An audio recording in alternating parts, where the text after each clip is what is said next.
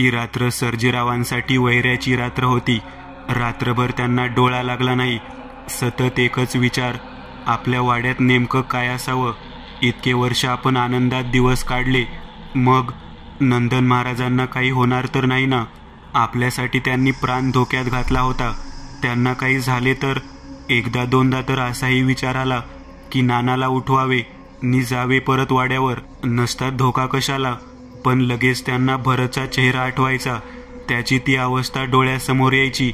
महाराजच आता यातून मार्ग काढण्यास सक्षम होते. महाराजांनी तो धागा बांधल्यापासून त्याच्यात खूप सुधारणा झाली होती. आणि पाटलीनबाई सांगत होत्या की तो आज क्रिकेट सुद्धा खेळला होता. रात्रभर पाटील एरझाऱ्या मारत होते. कधी सकाळ होते असे त्यांना झाले होते. आणि एकदाची ती रात्र संपली. दिवस उजाडताच सर्जेराव, नाना आणि भैरव वाड्यासमोर पोहोचले. दिंडी दरवाजा अजून बंदच होता. शेडमध्ये शिरपा झोपलेला होता. गाडीच्या आवाजाने तो लगेच उठला. दिंडी दरवाजाच्या बाहेर येऊन ते उभे राहिले. कडी वाजवावी की नाही या विचारात सर्वजण असतानाच आतून कडीचा आवाज आला. त्या पाठोपाठ दिंडी दरवाजा उघडला गेला. नंदन महाराजांचा हसरा चेहरा सर्वांच्या नजरेस पडला. जय गुरुदेव दत्त. सर्वांच्या मनावरचा ताण हलका झाला. यात सर्वजण आत गेले. रात्री नेमकं काय घडलं असेल याची सगळ्यांनाच उत्सुकता लागून राहिली होती. महाराज शांत होते. चेहऱ्यावर थकावट बिलकुल जाणवत नव्हती. ते झोपाळ्यावर जाऊन बसले.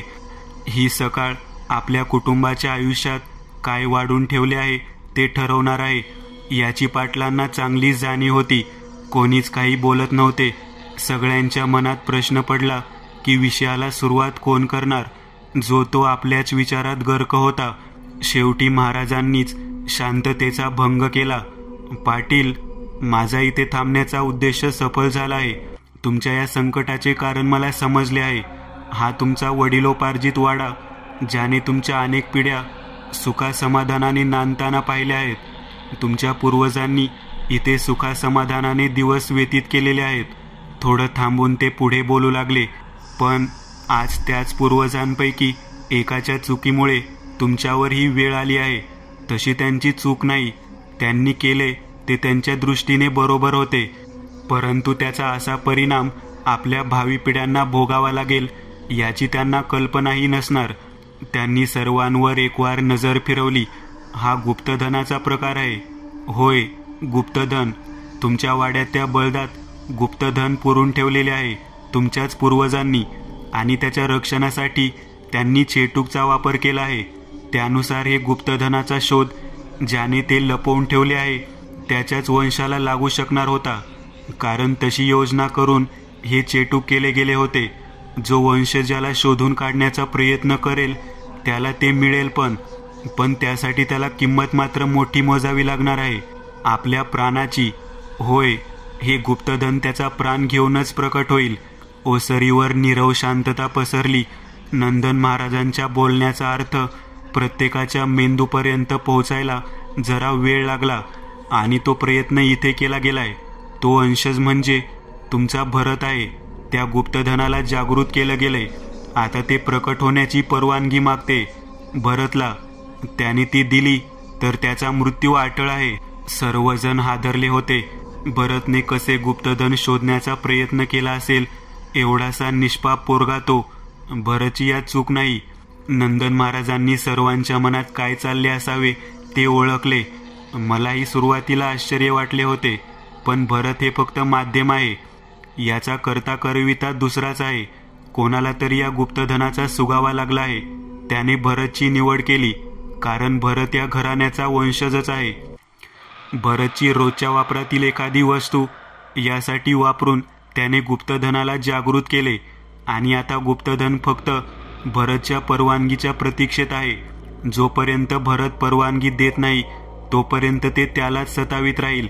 दुसऱ्या कोणालाच ते जाणवणार सुद्धा नाही. ज्याने हे सर्व घडवून आणले तो खूप हुशार नि ताकदवान असला पाहिजे. त्याला तुमच्या घराची चांगलीच माहिती आहे. ती व्यक्ती तुमच्या खूप जवळची आहे.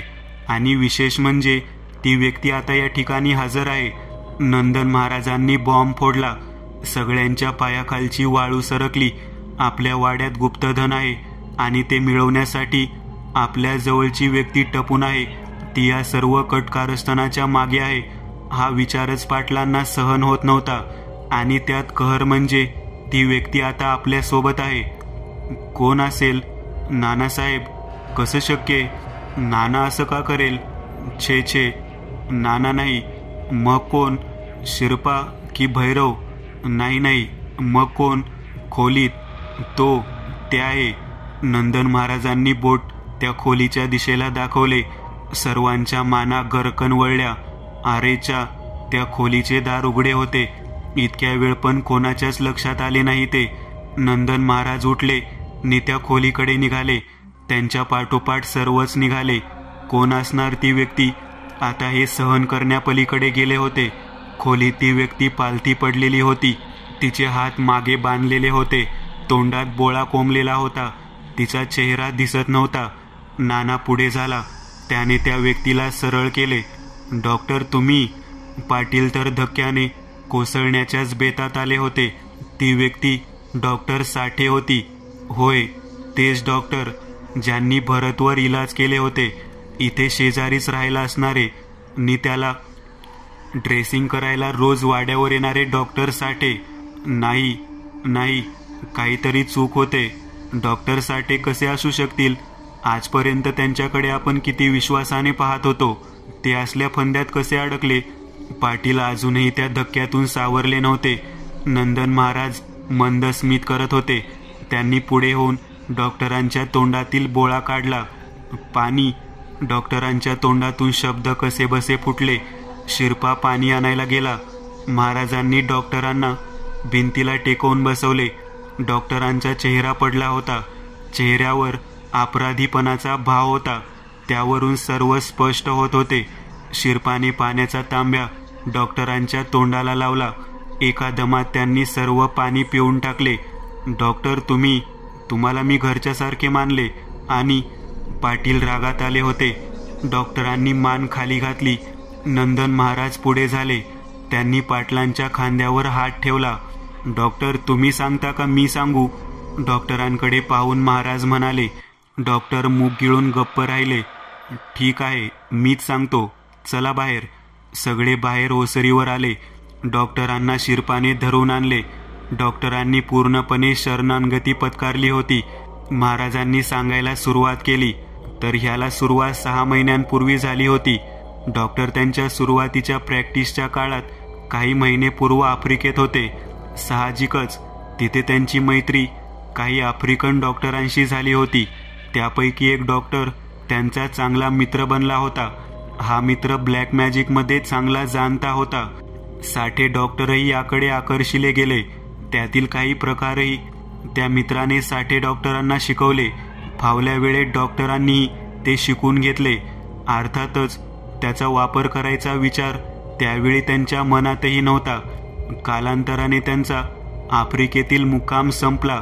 ते कायमचे भारतात आले आणि इथे येऊन ते स्थायिक झाले. आफ्रिकेतील हे ब्लॅक मॅजिक वगैरेंचा त्यांना हळूहळू कालांतराने विसर पडला. सुरुवातीला त्या मित्राशी पत्र, फोन याद्वारे अधूनमधून असणारा संपर्कही हळूहळू कमी होत गेला. काही दिवसांपूर्वी त्यांचा हा भूतकाळ पुन्हा बाहेर आला. झाले असे की आफ्रिकेतील हा मित्र मुंबईत कॉन्फरन्ससाठी आला होता. साहजिकच त्याने डॉक्टरांशी संपर्क साधला. डॉक्टरांनी त्याला घरी येण्याचे निमंत्रण दिले. तोही डॉक्टरांच्या घरी आला. येथे आला त्या क्षणी त्याचे लक्ष तुमच्या वाड्याकडे वेधून घेतले. तो काही कारणाने बेचैन झाला. वाड्यात काहीतरी होते. त्याने त्याची विद्या वापरली. त्यातून त्याला वाड्यातील गुप्तधनाचा त्याला सुगावा लागला. त्या रात्री त्याने ही बाब डॉक्टरांना सांगितली. सुरुवातीला डॉक्टरांनी त्याकडे दुर्लक्ष केले, पण मनाच्या एक कोपऱ्यात ते ही बाब तशीच राहिली. हे गुप्तधन मिळवण्यासाठी काय करावे लागेल हे त्या आफ्रिकन मित्राने त्यांना सांगितले होते. त्यानुसार वाड्याच्या वंशालाच त्या गुप्तधनाचा शोध लागणार होता, पण त्यासाठी त्याने काही विधी करणे आवश्यक होते. आधी मी सांगितल्याप्रमाणे ते गुप्तधन मात्र त्या वंशजाचे प्राण घेणार होते. तो मित्र निघून गेला. डॉक्टरांच्या मनात मात्र काही वेगळेच शिजत होते. त्यांनी एक प्लॅन आखला. भरतला निवडले. पण आता भरतच्या माध्यमातून तो विधी कसा करायचा हा मोठा प्रश्न होता. पण त्याच्यासाठी एक पळवाट होती. जर वंशज तो विधी करण्यास असमर्थ असेल तर त्याच्या वतीने जाणत्या व्यक्तीने हा विधी करायचा होता. त्यासाठीच्या विधीसाठी त्या व्यक्तीच्या जनुकांची गरज होती. ती जनुके एका बाहुलीत प्रवाहित करावायची, म्हणजे ती बाहुली ही त्या व्यक्तीचे प्रतिरूप म्हणून वापरता येते. हा प्रकार आफ्रिकन वुडू डॉल सारखाच होता. जनुके मिळवणे डॉक्टरांना अवघड नव्हते. मागच्या महिन्यात क्रिकेट खेळताना भरतचा गुडघा फुटला. त्यावेळी डॉक्टरांनी त्याची जखम ज्या कापसाने पुसली त्या कापसाचा वापर करून त्यांनी भरतची प्रतिरूप बाहुली तयार केली. आता फक्त तो विधी पूर्ण करणं बाकी होते. त्या दिवशी तुम्ही लग्नाला गेले. वाड्यात भरत एकटाच असणार होता. डॉक्टरांनी हीच संधी साधली. भरत वाड्यावर आला त्याचवेळी डॉक्टर शेजारी त्यांच्या घरात विधीला तयारीनिशी बसले आणि त्यात ते यशस्वी झाले. गुप्तधन जागृत झाले होते. ते चेटूक भरतला बाहेर येण्याची परवानगी मागू लागले. पण भरत याबाबत अज्ञानी होता. तो घाबरला नि पळत सुटला. पण गुप्तधनाच्या रक्षणासाठी वापरलेल्या त्या चेटुकाने त्याचा पाठलाग केला. शेवटच्या क्षणी तो वाड्याबाहेर पडला म्हणून वाचला. पण त्यावर त्या चेटुकाने आपला छाप सोडला. त्यामुळे त्याला त्या दिवशीचे काही आठवेना. डॉक्टर हवे तर त्याच दिवशी त्याचा जीव घेऊ शकत होते, पण त्याच्या परवानगीशिवाय गुप्तधन मिळणार नव्हते. त्यांचा प्लॅन थोडक्यात फिसकटला गेला. भरतवर नजर राहावी म्हणून ते रोज ड्रेसिंग करण्यासाठी येऊ लागले. हे सर्वांच्या कल्पनेबाहेरचे होते. इतक्या दिवस आपण डॉक्टरांना सज्जन, सुसंस्कृत, विद्वान समजत होतो, पण त्यांच्या आत सैतान होता. पाटलांनी डॉक्टरांकडे पाहिले. ते डोळे मिटून बसले होते. पण डॉक्टर इथे कसे? नानांनी आपली शंका बोलून दाखवली. त्या दिवशी भैरव इथे आला. त्याला वाटले की हा साधा चेटूकचा प्रकार आहे. त्याने ते चेटूक उतरवले. पण तो जेव्हा वाड्याच्या गच्चीवर गेला आणि बळदाच्या बरोबर वर उभा राहिला त्यावेळी त्याला खूप विचित्र संवेदना झाल्या. त्याच्या हातातली शिंपल्यांची माळ काळी पडत चालली होती. हे अतिशय भयानक होते. म्हणजे दोष फक्त भरतमध्ये नसून तो वाड्यातच आहे. पूर्ण वाड्यावरच चेटूक झालेले होते. आमच्या क्षेत्रात काही नियम असतात. आपल्यापेक्षा बलवान शक्तींच्या वाटेत जायचे नसते. त्याने लगेच पुढे जाण्यास नकार दिला. भैरवने त्याचे चेटूक तात्पुरते उतरवले होते. भैरव वाड्याबाहेर जाताच पुन्हा भरतला तो आवाज ऐकू येऊ लागला. तो किंचाळायला लागला. त्याचे तोंडचे शब्द ऐकून भैरव काय ते समजला आणि माझ्याकडे तुम्हाला घेऊन आला. डॉक्टरांना हे समजले. माझी ताकद ते जाणून होते. मी त्यांच्या मार्गातील अडसर ठरणार होतो. म्हणून माझा काटा दूर करण्यासाठी रात्री ते वाड्यात घुसले. मध्यरात्री त्यांनी माझ्यावर जीवघेणा हल्ला केला. मी सावध होतो. शारीरिक शक्तीत मी वरचढ ठरलो. माझ्या एका ठोशात ते कोसळले. मी त्यांना बांधून ठेवले. शुद्धीवर आल्यावर पोपटासारखं भडाभडा बोलू लागले. मला विकत घेण्याचा प्रयत्न केला. पहिल्यांदाच महाराजांना राग आला होता. काही क्षण तसेच नीरव गेले. आपल्याला घाई करायला हवी. भरतचा धोका टळलेला नाही, महाराज बोलले. त्याच क्षणी इतका वेळ शांत असणारे डॉक्टर क्रूरपणे खदाखदा हसायला लागले. त्यांच्या हसण्याच्या आवाजाने तो वाडा भरून गेला.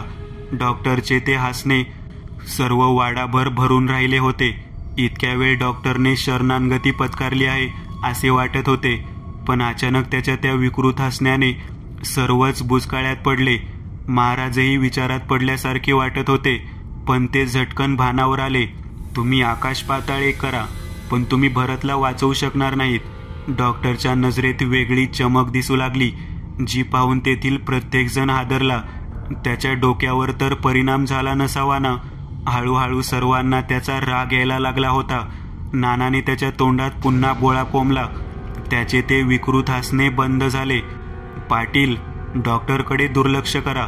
आपल्याला भरतला वाचवायचे आहे. डॉक्टर आपले मन भरकटवण्याचा प्रयत्न करत आहे. भरतला वाचवण्याचा एकच मार्ग आहे, पण त्यासाठी आपल्याला घाईने काही कृती करायला हव्यात. नाना, तुम्ही ताबडतोब निघा.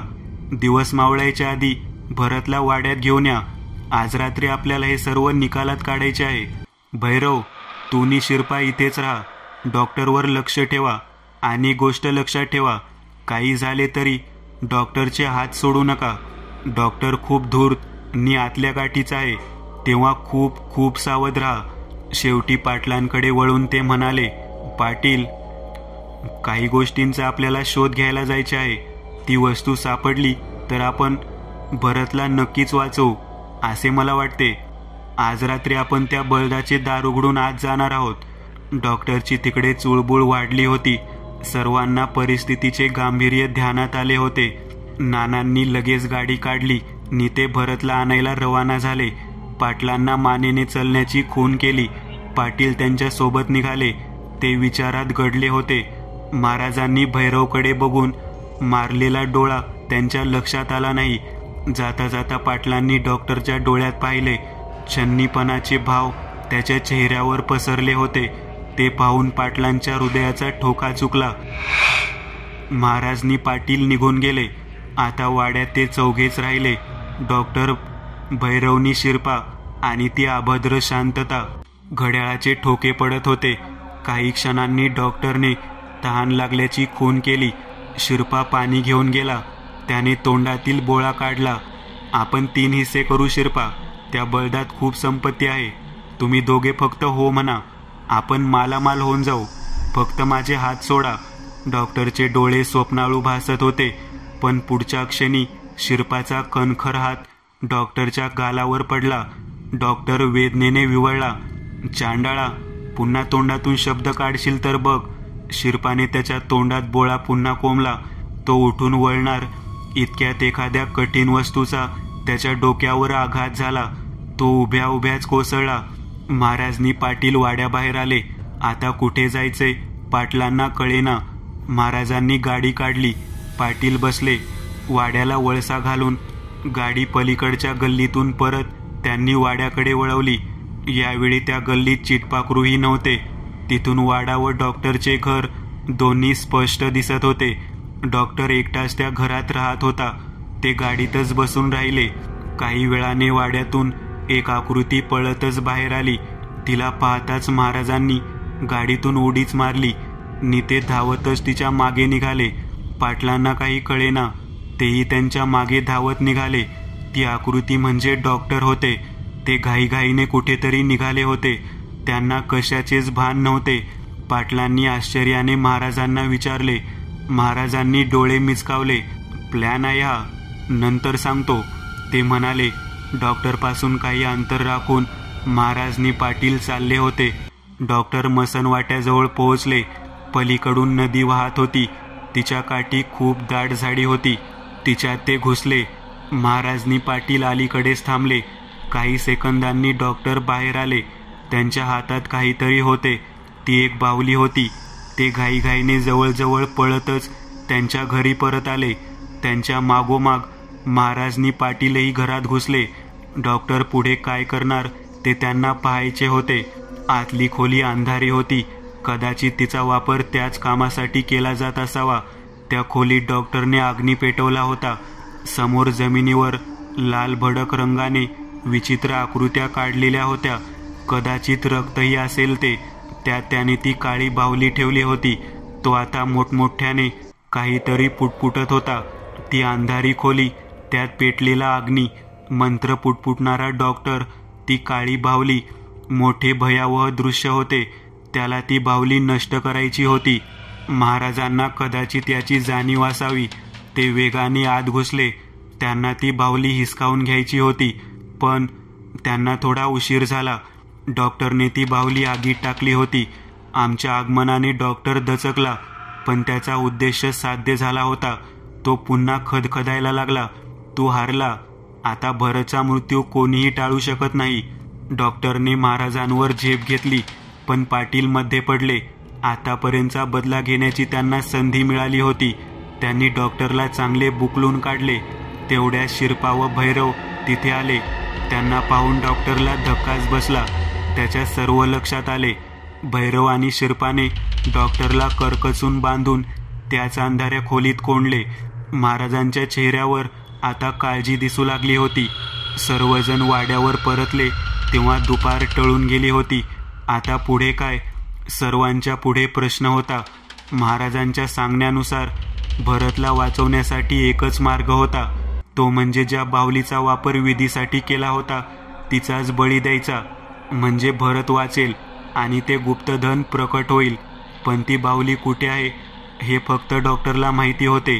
त्याने ते कदापिही सांगितले नसते. म्हणून महाराजांनी एक योजना आखली.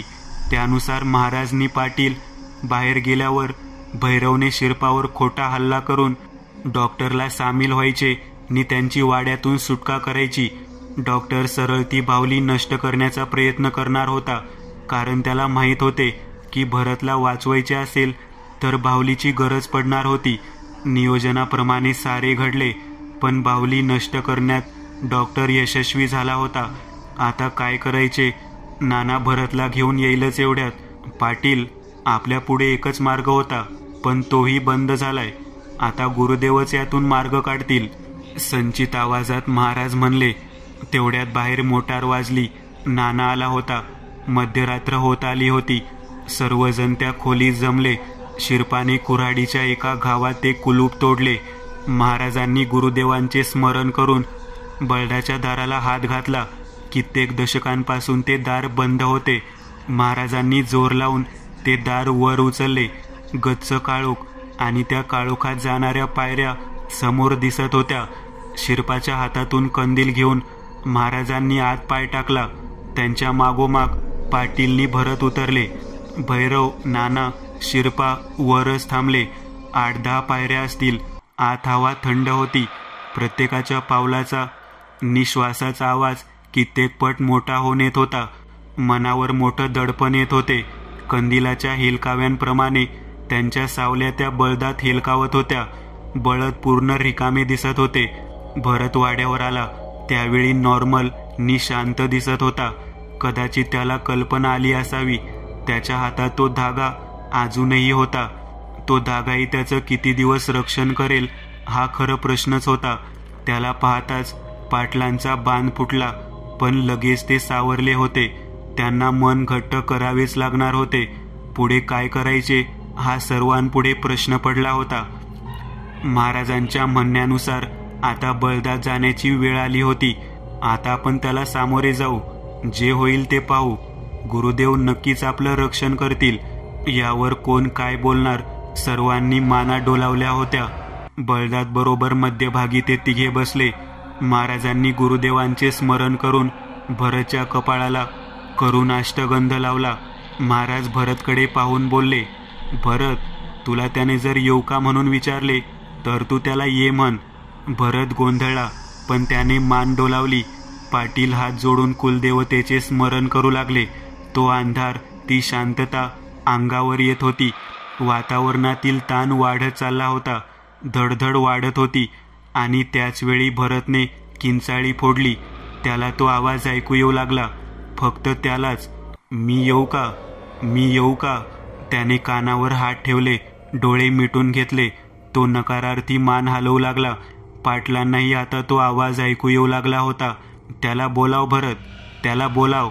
महाराज ओरडले. पाटील डोळे फाडून पाहत होता. ये, एकदाचं भरत बोलला. त्याच क्षणी भूकंप झाल्यासारखं ते बळद हादरले. कितीतरी हसण्याचे आवाज आले आणि एकदम कंदिलाचा स्फोट झाला. अंधाराने त्यांना खाऊन घेतले. त्याचवेळी भरतची जीवघेणी किंचाळी तिथं घुमली. एक मोठा आवाज झाला आणि तिथं एकदम शांतता पसरली. भैरव, नाना, शिरपा बाहेर वाट बघत होते. त्यांना आत जाऊन अर्धा तास झाला होता. एक एक क्षण त्यांना युगायुगांसारखा वाटत होता. तेवढ्यात भरतची ती किंचाळी त्यांना ऐकू आली. त्यानंतर एकदम शांतता पसरली होती. त्यांनी 5 मिनिटे वाट बघितली. आता काय झाले असेल? तिघे सुरक्षित तर असतील ना? शेवटी त्यांनी आत जाण्याचा निर्णय घेतला. ती पहाट नवचैतन्य घेऊन आली होती. पहाटेची ती थंड हवा मनाला उल्हासित करत होती. भरत शांतपणे झोपला होता. आता त्याला तो आवाज कधीच सतावणार नव्हता. त्याचा जीव वाचला होता. नाना आणि भैरव जेव्हा बळदात उतरले त्यावेळी हे तिघे तिथं बेशुद्ध होऊन पडले होते. आणि शेजारी एक मोठा खड्डा पडलेला होता. त्या खड्ड्यात एक रांजण दिसत होता. त्या रांजणाचे तोंड उघडे होते आणि आत दगडनी माती भरलेली होती. त्यांनी तिघांना वर आणले. थोड्याच वेळात ते शुद्धीवर आले होते. तर पाटील, तुमचा वाडा आता त्या गुप्तधनापासून मुक्त झालाय. चहाचा कप उचलत नंदन महाराज हसत बोलले. पाटलांनी त्यांना नमस्कार केला. नानांनी शिरपानेही हात जोडले. आपण का वाचलो माहिती आहे? त्यांनी मिश्किल हसत विचारले. आपल्या कोणाच्याच मनात ते गुप्तधन मिळवण्याची लालसा नव्हती. तुमच्या पूर्वजांनी ते चेटूक विचारपूर्वक केले होते. ते फक्त लालची व्यक्तीपासून त्याचा बचाव करण्यासाठी होते. डॉक्टरची लालसा बाहुलीद्वारे त्याने प्रकट केल्याने भरतला आधी चेटुकाचा त्रास झाला, पण बाहुली नष्ट झाल्याने डॉक्टरची लालसाही नष्ट झालेली होती आणि ते चेटूक निष्फळ झालं होतं. तुमच्या दोघांना तो आवाज ऐकू आला कारण ते गुप्तधन स्वतः प्रकट हो पाहत होते. पण तुमचे मन शुद्ध होते आणि शुद्ध मनाला हरविणे सोपं नसतं. भरतला या गुप्तधनाची बिलकुल लालसा नसल्याने त्याने बोलविल्यावरही त्याचा जीव गेला नाही आणि त्या गुप्तधनाचीही माती झाली. कदाचित नियतीची तशीच योजना असेल. नंदन महाराजनी भैरव जायला निघाले. भरतने चरण स्पर्श केला. महाराजांनी त्याला आशीर्वाद दिला. गुरुदेव तुझे भले करो. ते गाडीत बसले. पाटील पुढे झाले. त्यांना काहीतरी विचारायचे होते. महाराज, ते डॉक्टर, त्यांचं काय? महाराज हसले. तो पाहून घेईल. आकाशाकडे बोट करत ते बोलले. गाडी निघाली. दुसऱ्या दिवशी वर्तमानपत्रात बातमी आली. वेड्याच्या झटक्यात डॉक्टरची आत्महत्या. शेवटी गुप्तधनाने बळी घेतलाच. मित्रांनो, आज पुरतं एवढंच. तुम्हाला जर काही गोष्ट आवडली असेल तर नक्की लाईक करा. तुमच्यापैकी बरेचसे जण व्हिडिओ लाईक न करताच पळून जातात, पण हा जर व्हिडिओ तुम्ही लाईक केला तर मला जरा बरं वाटेल आणि असेच भारी भारी व्हिडिओ बनवायची माझ्यात एनर्जी येईल. त्यामुळे नक्की लाईक करा आणि अजूनही कोणी या चॅनलला सबस्क्राईब केलेलं नसाल तर लगेच सबस्क्राईब करून टाका आणि बाजूची घंटी ती मात्र दाबायला विसरू नका. देवाची घंटी आहे ती. चला तर मग पुन्हा भेटूया अशीच एक आगळी वेगळी गोष्ट घेऊन पुढच्या